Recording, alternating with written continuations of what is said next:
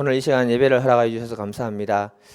아버지 하나님, 오늘 우리의 심령 가운데 있는 모든 답답함들이 참 기도할 때 다 풀어지게 하시고, 또 오늘 이 말씀이 우리의 심령에 믿음으로 역사할 수 있도록 도와주시기를 간절히 기도드립니다.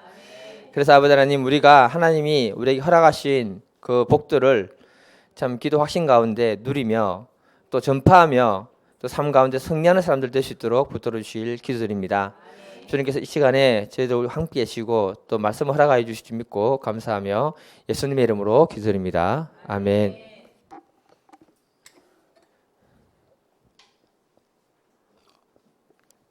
오늘 마태복음 7장입니다.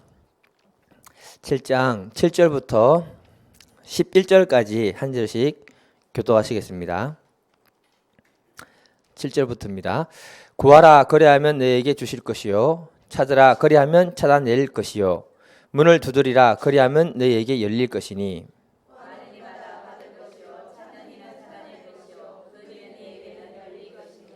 너희 중에 누가 아들이 떡을 달라 하는데 돌을 주며 너희가 악할지라도 좋은 것으로 자식에게 줄 줄 알거든 하물며 하늘에 계신 너희 아버지께서 구하는 자에게 좋은 것으로 주시지 않겠느냐. 아멘. 네. 같이 말씀 제목 한번 읽어보겠습니다. 시작. 네, 오늘 믿음의 기도에 대해서 같이 볼게요. 사실 우리 교회는요, 기도 응답을 잘 받는 분들이 너무 많기 때문에 별로 필요 없을 것 같은데 그래도 한번 같이 살펴보겠습니다.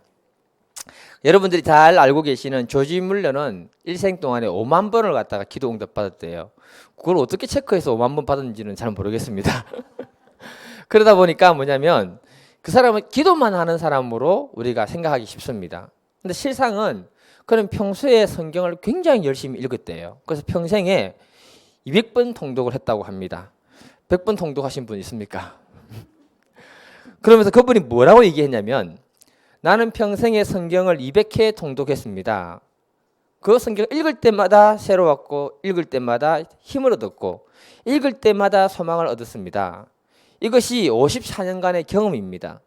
성경을 읽고 묵상하는 것이 최고의 은혜였습니다. 이런 고백을 그가 했습니다. 이걸 보면은 그의 기도 응답은 모든 배경이 성경 말씀을 기초해서 기도 응답이 왔다는 것을 우리가 알 수 있는 겁니다. 그는 언제나 기도하기 전에 그것이 하나님의 뜻인지를 물어보고요. 그것이 하나님의 뜻이라면 물러서지 않고 기도하면서 기도 응답을 이루어냈다는 것입니다. 그는 믿음의 근거가 성경 말씀이었고 그 말씀을 근거해서 기도했을 때 하나님이 그 삶 속에 풍성한 기도 응답의 축복을 허락하셨다는 것입니다. 그래서 그는 평생에 5만 번, 여러분도 지금부터 체크하셔가지고 5만 번을 뛰어넘으시길 바랍니다. 이분이 원래는요 독일 사람인데 영국에 영어를 배우고 선교사로 가려고 했습니다. 그런데 하나님이 영국에서 고아의 아버지가 되도록 하나님이 요구하셨습니다. 그때부터 많은 아이의 고아들의 아버지가 됐습니다. 하루는 아침에 출근을 했는데 총무가 오더니 원장님 오늘 아침에 애들에게 먹일 양식이 없습니다. 어떻게 해야 되냐고 이렇게 물었습니다. 그러니까 조지 물러 목사님이 그 총무의 얼굴을 가만히 쳐다보면서 하는 말이 뭐냐? 지금 당신은 잘못된 곳에 와가지고 얘기하고 있다. 걱정은 하나님 앞에서 해야지. 빵 한 조각도 없는 나에게 와서 걱정을 하느냐. 이렇게 책망을 한 겁니다. 그러면서 하는 말이 뭐냐? 하나님이 팔이 짧아서 도와주지 못하겠느냐? 구하라 주실 것이요. 찾으면 찾을 것이요. 문을 두드리라 열릴 것이라고 하셨는데 기도합시다. 하고는 같이 기도를 하기 시작한 겁니다. 기도도 간단했습니다. 하나님, 이 애들 밥 먹고 난 다음에 학교 가야 되고요. 다른 애들은 유치원 가야 되고요. 바쁘니까 아침밥상을 차려놓으면 빨리 일용할 양식을 주시옵소서. 예수님 이름으로 기도드립니다. 아멘. 끝이었습니다. 네. 그러니까 총무에게 뭐라고 했냐면 빨리 밥그릇을 놓고 애들을 다 자리에 앉히고 그 다음에 이 앞치마 해서 밥 먹을 준비를 다 하라는 겁니다. 총무가 생각할 때 이 원장님이 지금 약간 이렇게 맛이 갔는갑다. 그렇게 생각한 거죠. 근데 준비가 딱 끝나자마자 바깥에서부터 트럭 소리가 들리기 시작하는데 트럭이 정말 많은 음식을 싣고 와가지고 고안으로 계속 오더랍니다. 총무가 놀라서 이 음식이 어떻게 생겼습니까? 물었더니 뭐라고 하느냐? 지난밤에 영국의 런던에서 부자들이 모여서 회의를 했는데 그때 음식을 너무 많이 해가지고 너무 많이 남았는데 이걸 어떻게 처리할까 고민하다가 어떤 사람이 말하기를 조지 뮬러가 있는 그 고아원에 갖다 주자. 그래 얘기하는 바람에 새벽에 지금 가져오는 것이라고 말을 했던 겁니다. 이거 굉장히 유명한 일화입니다. 여러분 아실 겁니다. 중요한 건 뭐냐?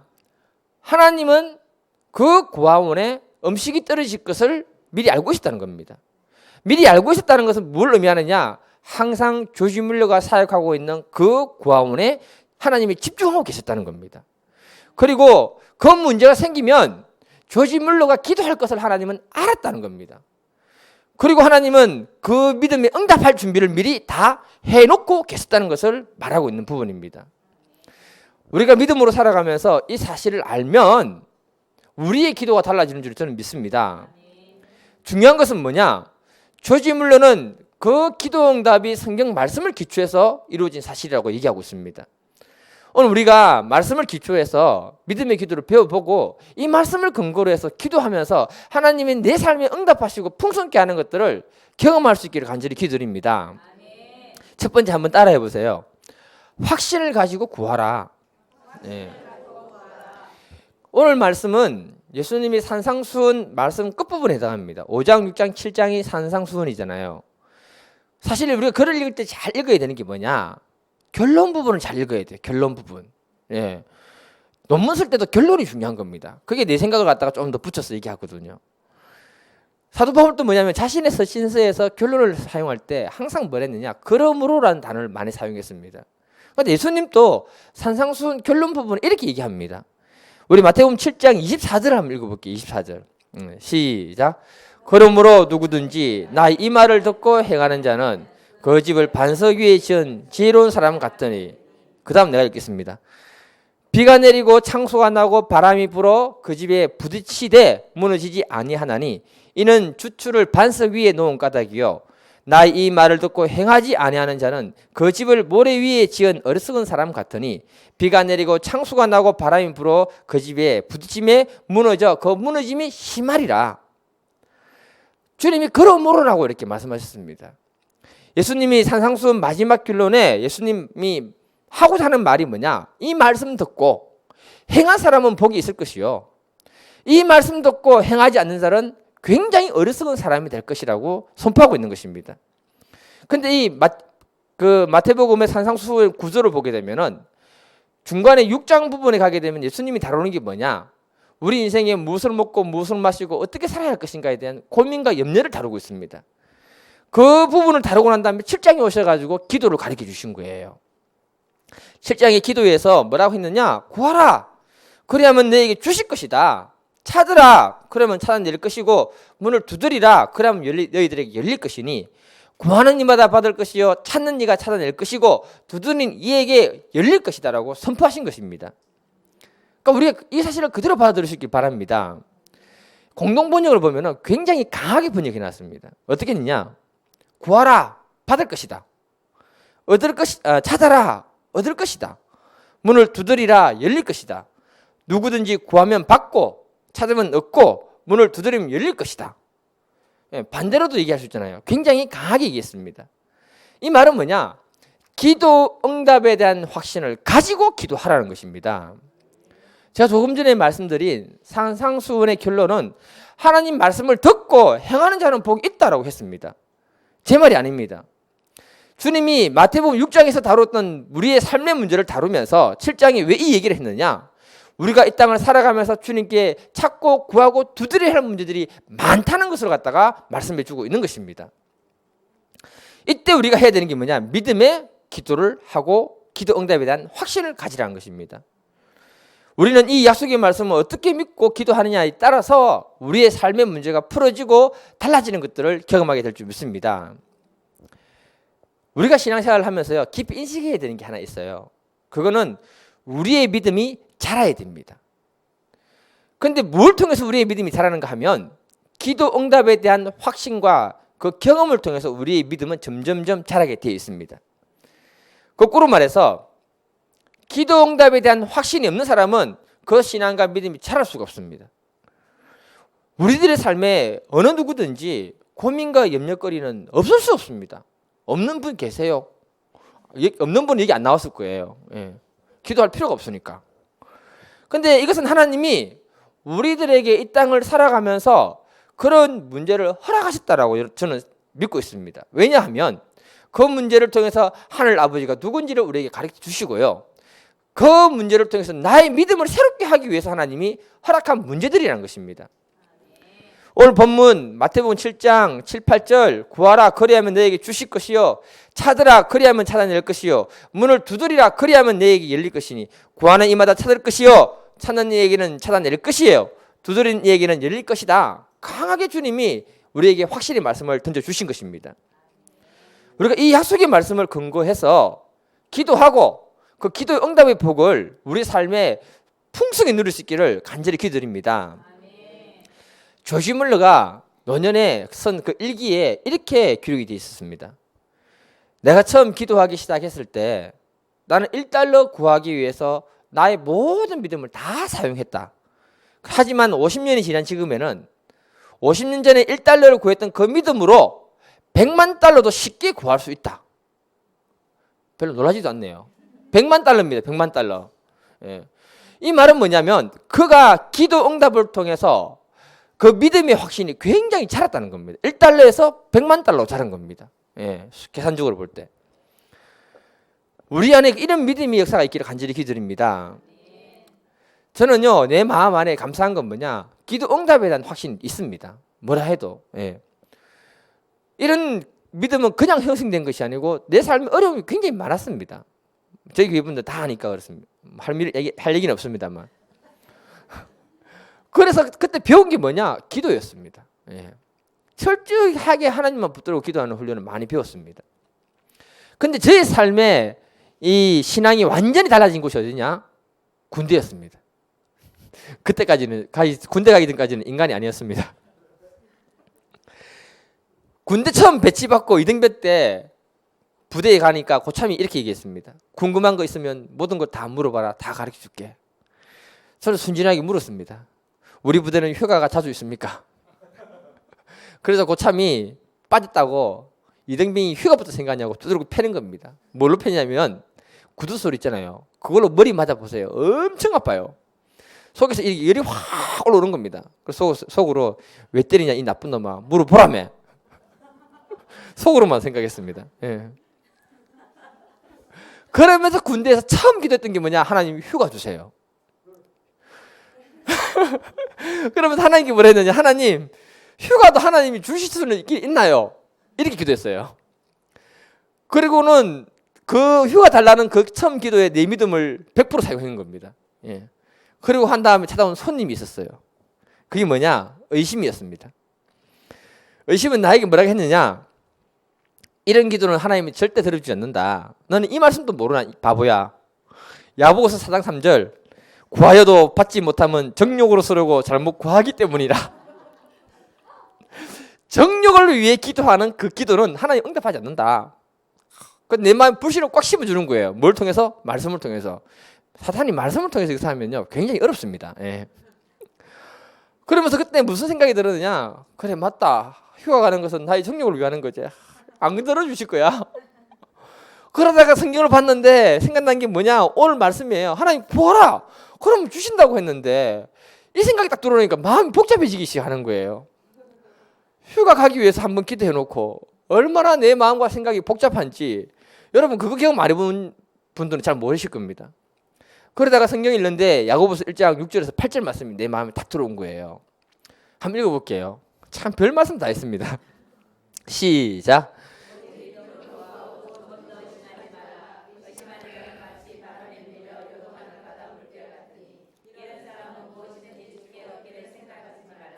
두 마음을 품어 모든 일에 정함이 없는 자들아. 이 말씀 읽으면서 두 마음이 내 안에 있는 거예요. 그리고 내가 하나님을 의심하고 있다는 사실을 알게 된 겁니다. 그래서 이 말씀을 그 당시에는 어떻게 적용해야 할는지도 모르고 그냥 한번 기도하기로 했으니까 한번 해보자. 전 뚝심이 있으니까. 기도를 열심히 했는데 정말로 4박 5일 휴가가 나온 거예요. 별로 안 놀라시는데요. 저는 처음에 휴가 받고 난 다음에 의심했습니다. 우연이겠지. 기도 응답 받아도 그래 되더라고요. 근데 문제는 뭐냐면 하나님이 기도하지 않으면 안 되는 상황으로 저를 군대에서 몰아갔습니다. 내 성격도 있고요. 네. 그때마다 기도를 하는데 기도 응답이 4번, 5번 이루어지니까 이건 우연이 아니고 하나님이 내 기도를 들으신다는 그걸 인식이 된 거예요. 제가요 굉장히 기뻤던 게 뭐냐, 내가 원하는 것을 얻는 것보다도 하나님이 내 기도 듣고 계신다는 사실을 확인했을 때 그 기쁨은요 말로 표현할 수 없었습니다. 그때부터 저희 믿음이 달라지기 시작했던 거예요. 제가 일병대였는데요, 우리 중대에서 사격대회를 잘 나가고 사격 잘하고 1등하고 그 다음에 아무 사고 없이 잘 돌아올 수 있도록 위병소에서 대진머리 갖다 놓고 고참부터 해서 중대장까지 절하는 그게 있었어요. 쭉 내려오는데 드디어 제 차례가 됐습니다. 근데 제가 뭐라고 했냐면 당당하게 저는 절 안 합니다 했더니, 중대장 앞에서 했더니 고참이 눈치 보고는 바로 열애를 시키는 거예요. 그러면서 저한테 엄청 괴롭히는 겁니다. 근데 뭐라 했느냐, 돼지머리한테 기도해놓고 사격 잘할 것 같으면 왜 똥포라고 하겠느냐. 똥포라는 말은 이 100m 이 지름 안에 포를 쏘도 안 들어가니까 똥포라고 하거든요. 고사진에서 잘 될 것 같으면 왜 똥포라고 하느냐, 난 못한다 해서 엄청나게 고참들에게 많이 맞았습니다. 그런데 재밌는 건 뭐냐, 그때 사격 훈련 갔다 오고 난 다음에 우리 부대 우리 내무반에 사고가 나가지고 고참 3명이 다쳤어요. 네. 그 후에 훈련과 사격 대회 나갈 때마다 고참이 뭐라고 하냐면 네가 믿는 하나님 기도하라. 바톤이 너무 온 거예요. 그래서 내가 뭐라 했냐면은 다 모여라, 다 같이 기도해야 된다. 네. 일병 때. 그리고는 기도했습니다. 하나님 훈련 잘 마치게 해주시고 좋은 결과 주세요. 예수님 이름으로 기도드립니다. 아멘. 끝. 그래 했는데 사격대회에서 1등 한 거예요. 4박 5일 포상휴가가 우리 소대에 30명이 되는데 다 받은 거예요. 어떻게 되느냐, 연습할 때는 그 지름이 100m거든요. 그 타켓 안에 4km 후방에서 포를 쏘는데 한 발도 안 들어가는 거예요. 이야, 큰일 났습니다. 시험을 보는 바로 그 시점에 쏘았는데 다 들어가 버리는 거예요. 역시 똥포구나. 하나님 도우셔야 된다. 정말 신기했어요. 제가 관측병이기 때문에 신기하고 하나님께 감사할 기도를 드렸습니다. 중요한 것은요, 하나님이 기도 응답에 대한 확신으로 나의 믿음이 성장하도록 도와주셨다는 것입니다. 시편 37편 4절에 보면 또 여호와를 기뻐하라, 그가 내 마음의 소원을 내게 이루어 주시리로다.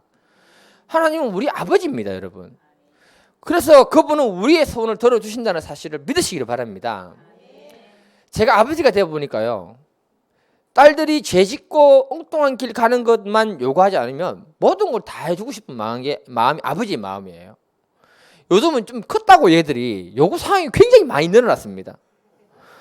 그 엄마는요 안 된다고 잘 얘기하거든요. 근데 아빠한테 오면 그래 해라, 해라로 내 능력 안에서 해줄 수 있으면 해주고 싶은 마음이 아버지의 마음이더라고요.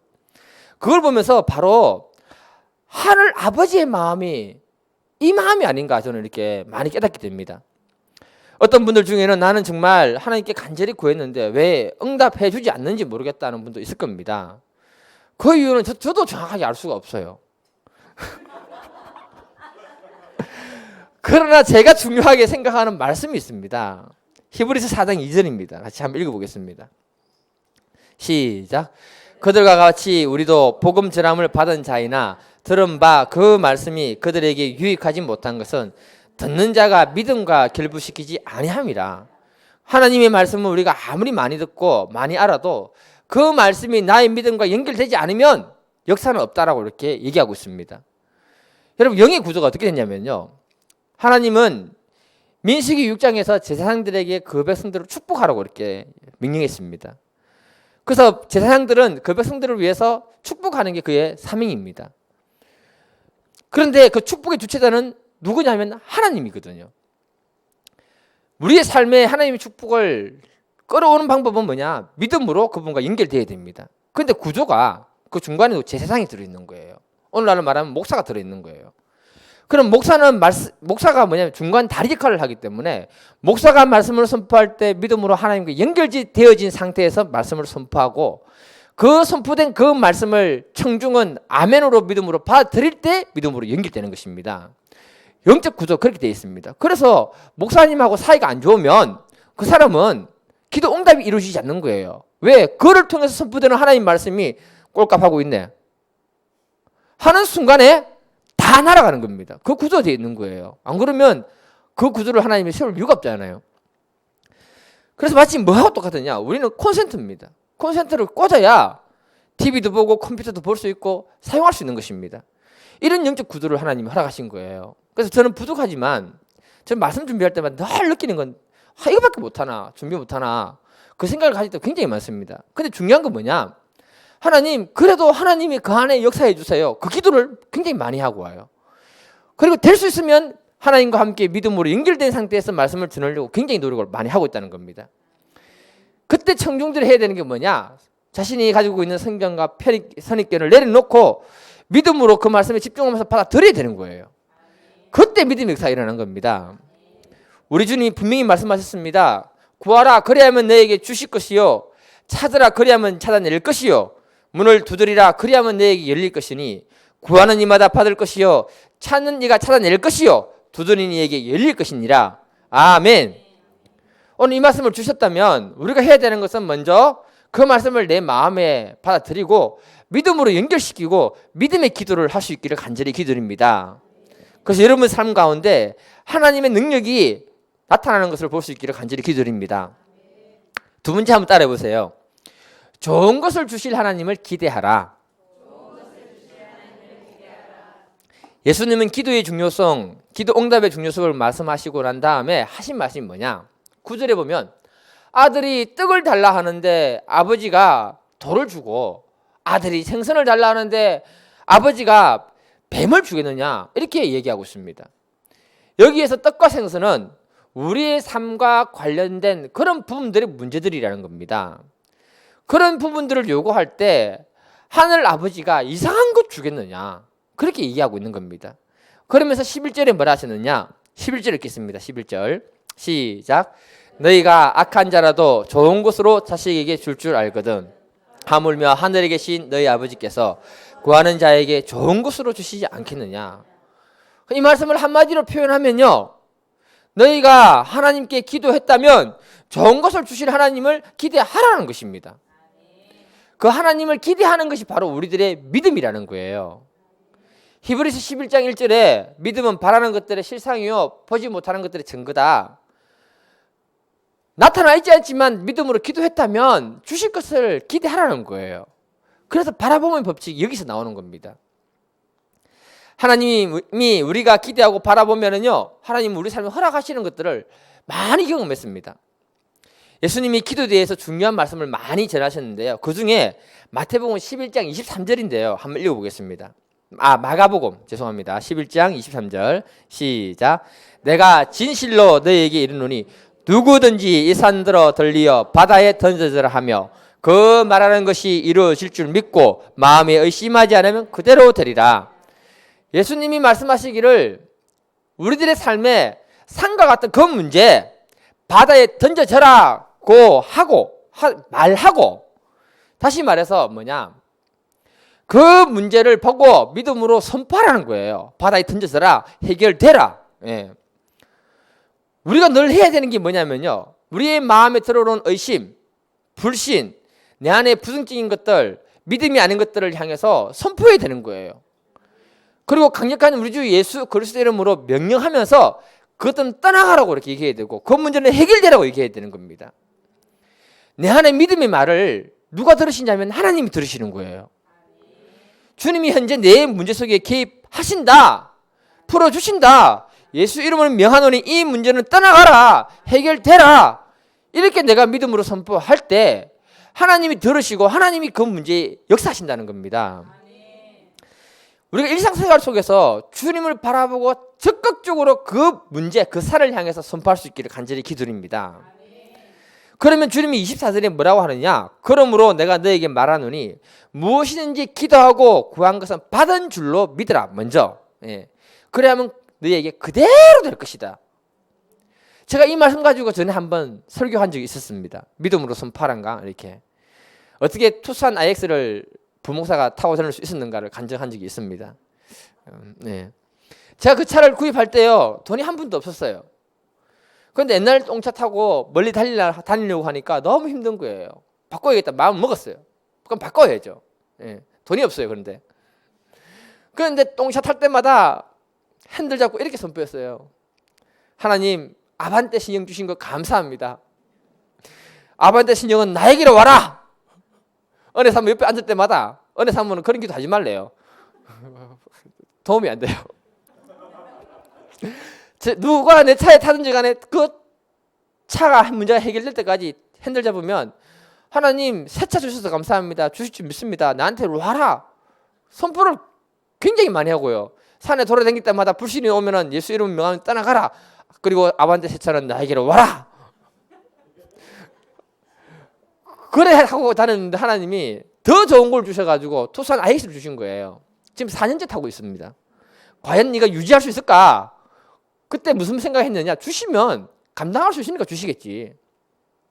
지금까지 아무 이상이 없습니다. 예. 제 마음이 뭐냐면 하나님은 좋은 것을 주시는 분이라는 마음이 인식이 된 거예요. 우리 믿음의 사람들은 처음에 작은 것 구하는데 온 믿음을 다 사용할 수 있습니다. 근데 그것이 믿음으로 이루어지는 것들을 보면서 점점 큰 것을 구하게 되고 큰 것을 얻어내므로 하면서 내 믿음이 점점 자라서 하나님이 기뻐하시는 것들을 구하고 믿음의 사람으로서 영광을 돌리게 되는 줄 믿습니다. 이때 하나님을 알게 되고 배우게 되는 거예요. 그 다음부터는요, 기도하지 말라 해도 하나님을 향해서 기대하는 마음으로 기도를 하게 되어 있는 겁니다. 저희 마음에 좋은 것 주신 하나님에 대해서 잊을 수 없는 사건이 있어요. 또 군대 얘기해서 너무 죄송합니다. 군대에서 휴가 문제였어요.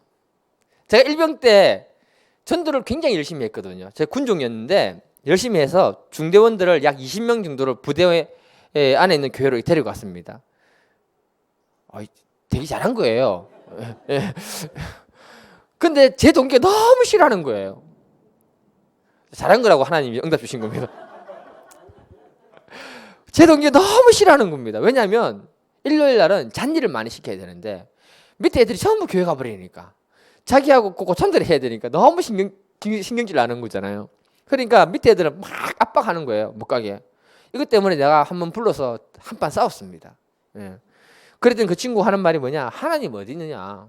하나님을 전면으로 부인하는 거예요. 얘 옛날에 교회 다녔던 애거든요. 그래서 내가 이등병 때 내 휴가 문제로 기도한다고 했을 때 같이 나갈 수 있도록 기도해달라는 거예요. 하나님 가는 김에 같이 가게 해주세요. 기도했는데 같이 나갔습니다. 손잡고. 그래 그거 생각나지 않느냐? 하나님 하신 거 아니냐 했더니 뭐라고 하느냐? 그게 우연이지. 어떻게 하나님 했냐? 그러는 거예요. 열 딱 받더라고요. 그래서 제가 무슨 말을 했냐면은 안 그래도 휴가 나오고 싶어가지고 기도하고 있는데 이번에 내가 휴가 나가면 너 하나님 있다는 거 인정하겠느냐? 그랬더니 하나님 인정하겠다는 거예요. 야, 이때부터 기도가 굉장히 부담스러워지대요. 그리고 한 달이 지난 거예요. 그래 내 동기가 비꼬으면서 무슨 말을 하느냐?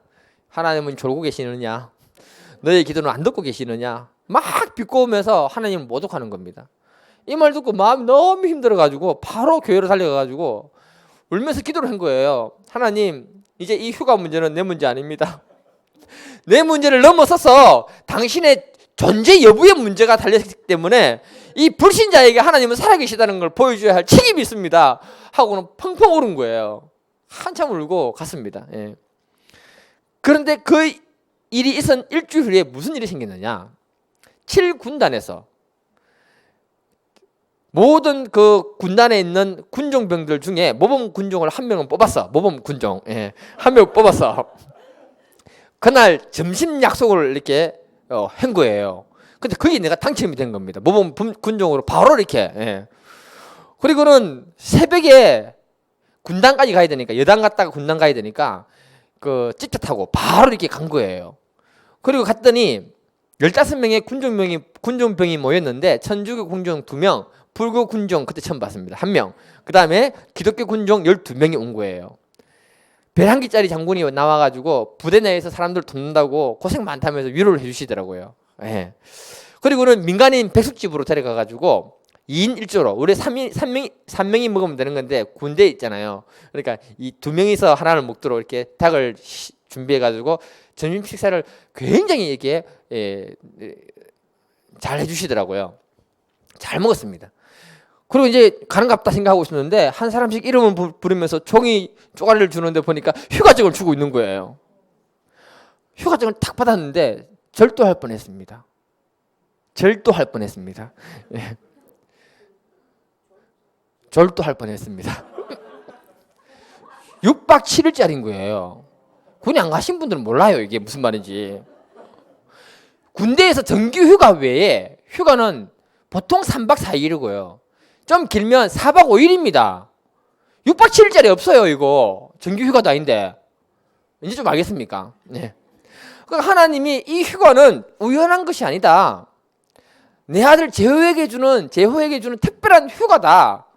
그걸 갖다가 하나님이 부여해준 분명한 사건이었습니다. 그래서 부대로 바로 전화를 해서 빨리 동기 바꿔라. 그리고 걔에게 뭐라고 했냐면 이름이 노정기입니다. 정기가 없다. 예, 노정기인데 인터넷 방송 보면 안 되는데 하나님이 6박 7일짜리 휴가 주셨다. 하나님은 살아계신다. 그래 이하고는 야, 내 밑에 애들 렘 동안에 교회 잘 보내라 하고는 딱 끊었습니다. 얼마나 통쾌하던지요.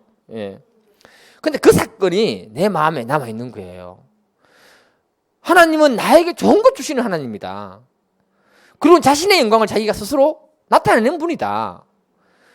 그걸 통해서 내가 굉장히 큰 은혜를 많이 받았습니다. 사실 지금까지 이 자리에 오면서였잖아요. 사람들에게 받은 사랑도 많지만 하나님으로 받은 특별한 사랑들이 굉장히 내 안에 많아요. 간증하라면 굉장히 많습니다. 우리 믿음의 사람들에게 꼭 필요한 믿음이 뭐냐? 좋은 것을 주실 하나님을 기대할 수 있기를 간절히 기도드립니다.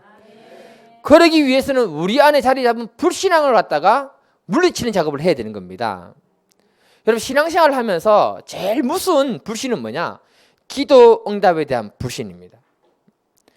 여기에 빠지면 하나님은 천지를 창조하셨는지 모르겠지만 내 문제는 개입하지 않고 해결하지 못하는 하나님으로 내가 인식하게 되는 거예요. 그러면 그 강한 불신에 붙들리게 되면 그때부터는 하나님 앞에 나와 기도하는 것을 포기하게 되는 것입니다. 이때 우리는요 하나님을 기대하는 믿음을 놓쳐버리게 되고 내 믿음은 그 자리에서 멈추게 되는 겁니다. 우리 주님이 이것을 굉장히 싫어한다는 사실을 기억해야 되는 겁니다. 마가복음 9장에 보면은 한 아버지가 귀신 들린 아이를 데리고 예수님께로 왔습니다. 예수님은 3명의 제자를 데리고 헬몬산으로 올라갔습니다. 그런데 그 아버지는 나머지 제자들에게 그 아이 문제를 던져줬는데 아무도 이 아이의 귀신 들린 것을 해결해 주지 못한 겁니다. 그러니까 그 제자의 그 스승이다 싶어가지고 그 아버지 마음에 불신이 들어온 거예요. 실망감에 빠져 있었는데 그때 예수님이 내려온 겁니다. 산에서 내려왔는데 그 예수님을 보는 순간에 어떻게 됐느냐? 갑자기 발작하고 그 아이가 껄끄러지면서 거품 물고 뒤집어지니까 그 아버지의 마음에 갑자기 불신이 더 강해진 겁니다. 예수님께 나올 때는 치유받을 수 있을 거라는 확신과 기대를 가지고 나왔는데 상황이 어려워지자 불신이 가득해지게 된 거예요. 그래서 마가복음 9장 22절에 뭐라고 하느냐? 무엇을 하실 수 있거든 우리를 불쌍히 여기사 도와주옵소서 이렇게 말합니다. 무엇을 하실 수 있거든 이 말 속에는 이미 깊은 불신이 그 사람 안에 자리 잡은 것입니다. 이 불신 속에서는 예수님이 일을 못하는 겁니다. 그래서 예수님이 책망하십니다. 마가복음 9장 23절에 보면 예수께서 이르시되 할 수 있거든이 무슨 말이냐? 믿는 자에게는 능히 하지 못할 일이 없느니라 이렇게 책망합니다. 그때 그 아버지가 그 믿음을 갖다가 새롭게 회복하고 그 아이의 아버지가 소리질러 이르되 내가 믿나이다 나의 믿음 없음을 도와주소서 하면서 주님께 도움을 구하게 됩니다. 그리고는 그 아이의 문제가 해결되는 것을 보여줍니다. 이 말이 뭐냐? 우리가 주님께 어떤 문제 해결을 위해서 들고 나왔다면 끝까지 그 기대하는 마음을 포기하지 않고 나아가서 그 문제를 해결받을 수 있기를 바랍니다. 우리 믿음의 사람에게 이해되지 않는 그런 문제들이 있을 수 있습니다. 내가 감당할 수 없는 문제도 있을 수 있습니다. 그런데 그 문제 들고 주님 앞에 나왔다면 주님에 대한 신뢰와 확신의 끈을 놓지 않기를 간절히 기도드립니다. 하나님은 우리를 위해서 좋은 걸 주시기 위해서 자기의 생명을 십자가에 내주신 분인데 그 이상의 것을 우리에게 못 주시겠습니까? 그 믿음을 우리가 회복하고 주님 앞에 내 문제를 신실하게 들고 가고 그 문제를 해결받는 분들 되기를 간절히 기도드립니다. 중요한 것은 과연 내 안에 주님을 온전히 신뢰하면서 그분의 말씀과 내가 믿음으로 연결되어져 있는가 한번 점검해 볼 수 있기를 바랍니다. 그리고 우리들이 기도할 때 정말 믿음을 실어서 기도할 수 있기를 바랍니다. 입술로 그 문제를 향해서 선포하고 주님이 개입하시도록 우리가 믿음의 말을 고백할 수 있기를 바랍니다. 그리고 기대하는 자들에게 하나님이 큰 은혜를 허락하여 주실 줄 믿습니다. 반주해 주세요.